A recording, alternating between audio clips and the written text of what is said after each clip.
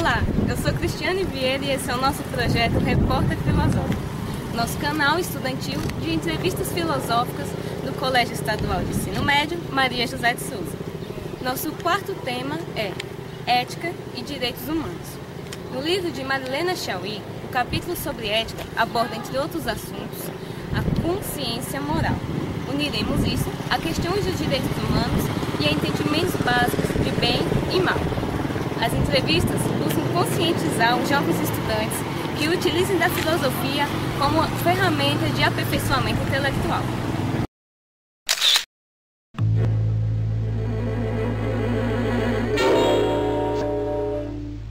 Dilemas éticos nos aparecem a todo momento e põem à prova a nossa consciência moral. Mas afinal, o que é moral? Moral eu entendo como um conjunto de regras adquiridas através da cultura, da educação, da tradição, enfim. A moral serve para que possamos nos relacionarmos em sociedade.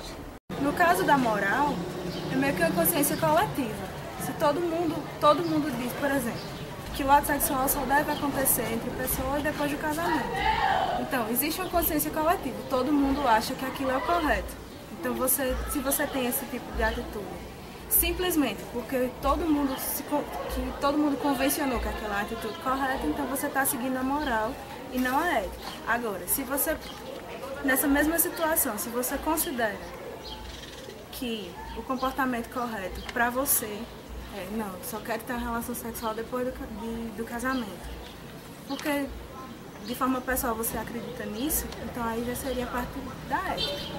Moral é quando uma pessoa ou um grupo social legitima uma ação, como aquela ação seja legal, seja permitida, né? Por exemplo, vou dar um exemplo para você.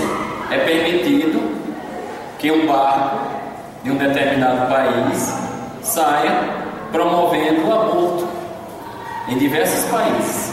As pessoas entram neste barco, realizam o aborto, mas no Brasil o aborto é considerado um crime.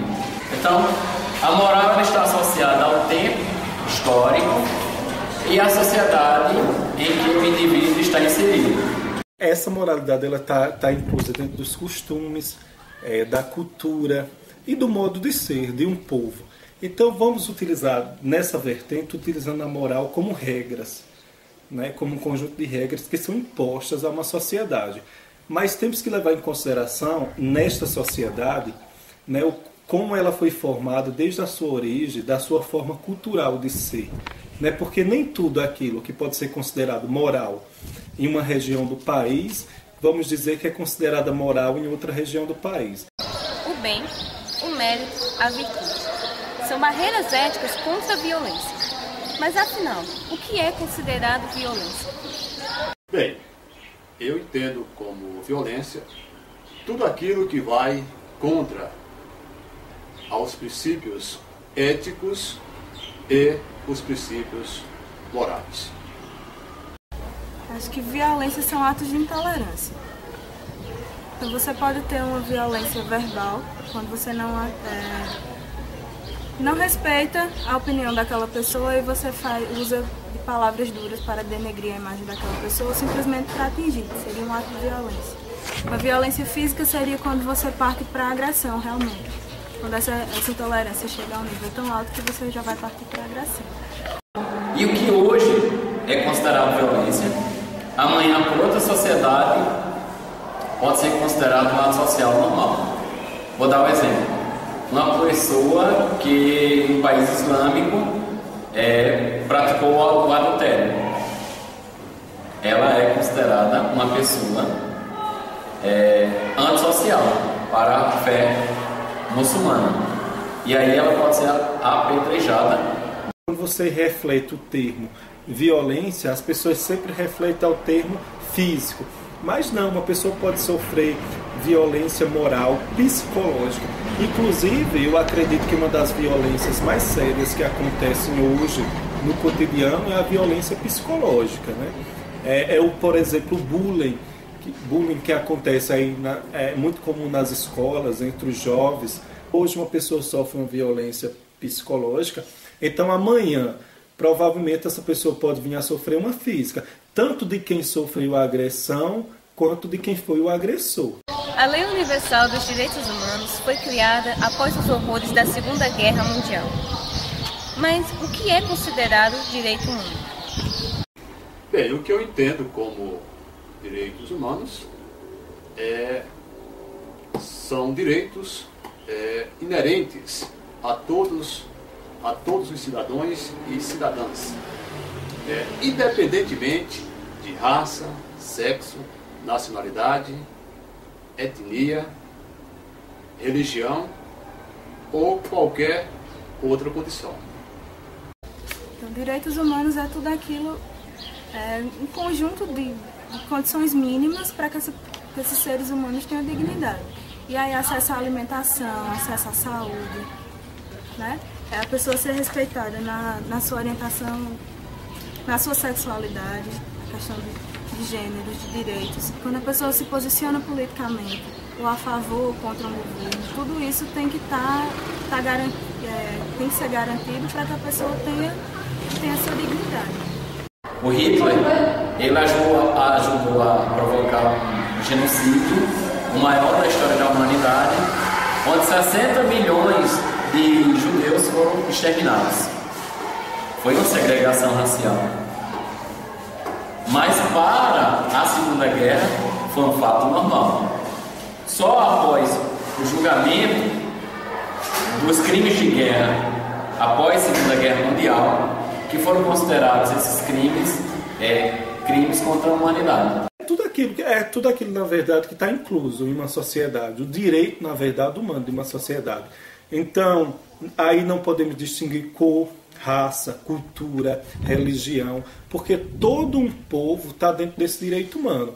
O Estado ele tem por obrigação de dar cidadania, de dar educação ao povo, de dar moradia de qualidade, que é aquela velha questão do direito de vir do cidadão, e principalmente a educação, né?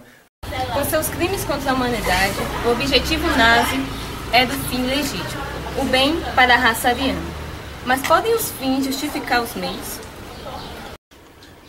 Sim, tanto na questão ética quanto na questão moral.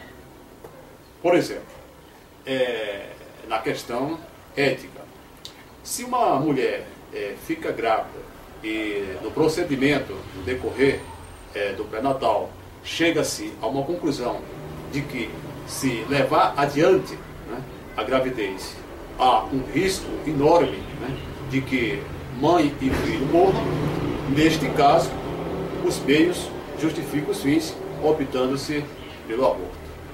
De forma nenhuma. Acho que a questão do nazismo aí foi o maior exemplo que a gente teve de intolerância, né? De uma pessoa considerar que as características de sua raça, vamos dizer assim, ela deveria ser superior das outras. A gente vive num mundo plural, em que as individualidades devem ser respeitadas, as diferenças de cultos religiosos, de posicionamento político, elas precisam ser respeitadas para que a gente tenha uma qualidade de vida, tenha dignidade. O que é que ocorre? Algumas sociedades anteriores à nossa, como as orientais, têm muitas a nos ensinar a tolerância religiosa, ao respeito, à alteridade e também à política da paz. Aquilo que eu posso provocar contra que eu considero agora inimigo, amanhã isso pode se voltar contra mim, enquanto indivíduo, enquanto ser humano. Na verdade, o fim ele pode justificar o meio. Ou esse meio ele pode ser uma explicação de um fim. Né? Isso é tanto para que a gente possa entender o nosso presente, a gente necessita estudar o passado. Então precisamos estudar a história, precisamos saber como as coisas aconteceram, né, em séculos passados, para que a gente possa ter uma certa dimensão do que é o futuro. ou de praticamente prever um acontecimento futuro. Então esses meios, esse passado, esse meio e esse presente estão sempre intercalados. Na ética de Baruch Spinoza, fala-se em fraqueza e força para ser, pensar e agir eticamente. Podemos, no entanto, dar uma definição de bem ou mal? Bem, eu defino o mal, né, como tudo aquilo que é capaz de destruir aquilo que é feito com o bem. A definição de bem ou mal é muito subjetiva. O que para uma pessoa pode ser bem, para outra não chega assim. Por exemplo, as religiões afros, elas costumam ser muito perseguidas, né? E as pessoas costumam dar uma conotação muito pejorativa, no sentido de que é coisa do demônio, que é tudo muito negro. As pessoas costumam associar isso. Só que para as pessoas daquele culto, é o normal deles. Eles têm outra visão. Vou remeter ao I Ching, na filosofia oriental, onde nós encontramos a cor branca para representar o bem e a cor preta para representar o mal. E uma mistura dessas duas cores levaria ao mundo ideal. Então, eu acho que o Brasil precisa cuidar melhor dos brasileiros. E o nosso país é belo em se tratando de leis e um conjunto de normas de comportamento, de condutas. O que é bom para mim pode ser ruim para você. E o que é ruim para você pode ser bom para mim. Então é o seguinte, essa definição de bem e mal ela é muito complexa. E ela tem que ser entendida de vários ângulos culturais.